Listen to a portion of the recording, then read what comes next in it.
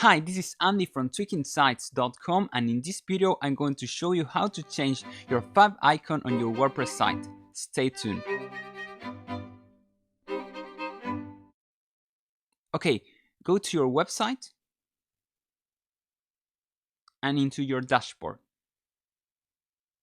There, go to Appearance and Customize.